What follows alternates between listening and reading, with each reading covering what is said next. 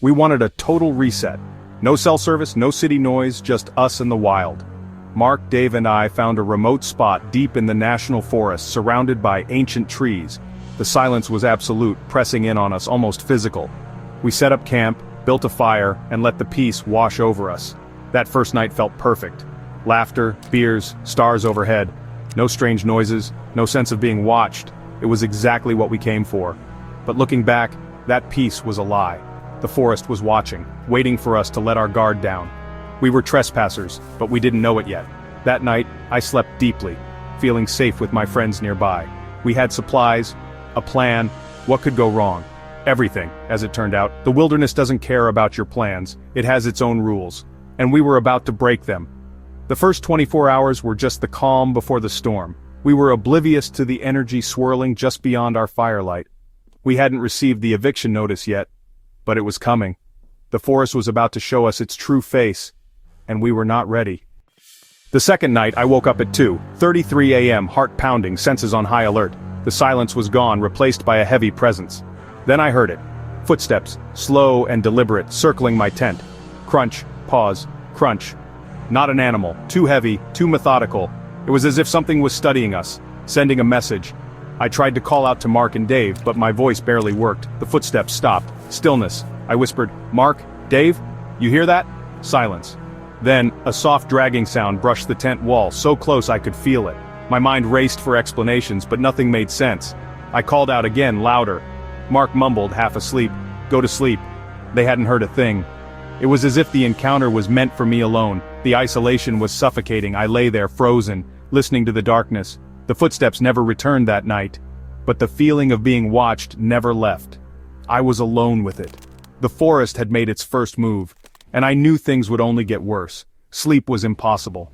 Dawn couldn't come fast enough. Morning brought no relief. I told Mark and Dave what happened. They laughed it off. Maybe I was dreaming, they said, but I knew what I'd heard. That night things escalated. Just after midnight I heard it again, this time breathing. Deep, raspy, right outside the tent. Then a sharp thwack against the tent wall. Mark and Dave heard it too. We sat in terrified silence, listening to the heavy breathing. Suddenly, it stopped. The rest of the night was dead quiet. At dawn we found our firewood rearranged into a perfect cross in the center of camp. A warning. Clear, deliberate, impossible to ignore. Down by the creek we found footprints in the mud. Bare, human-like, but impossibly long and narrow. The tracks led from the woods to the water, then vanished. No tracks leading away. It was as if whatever made them had disappeared into thin air. We were being toyed with. The forest was communicating, and the message was clear: leave. Our bravado was gone. Fear had taken its place. We realized we were outmatched. The forest was alive, and it wanted us gone.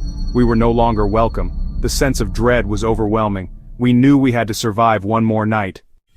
The fourth day, dread hung over us. The cross and the footprints shattered any doubt. Something was out there. As dusk fell, I scanned the tree line and saw it.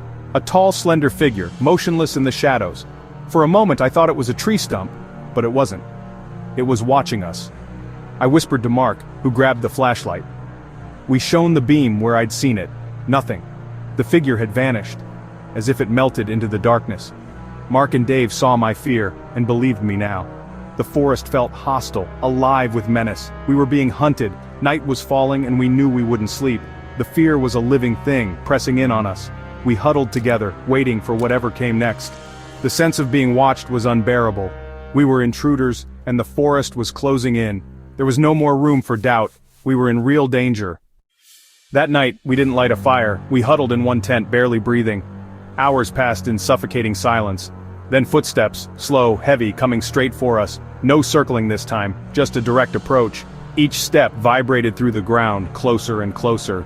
The footsteps stopped right at our tent entrance. The silence was absolute, suffocating. We could feel its presence, cold, malevolent, inches away.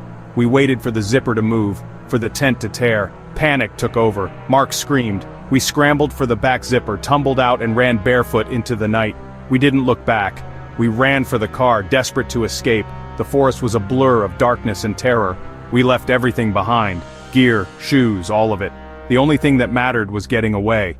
The thing in the woods had made its final move. We barely escaped.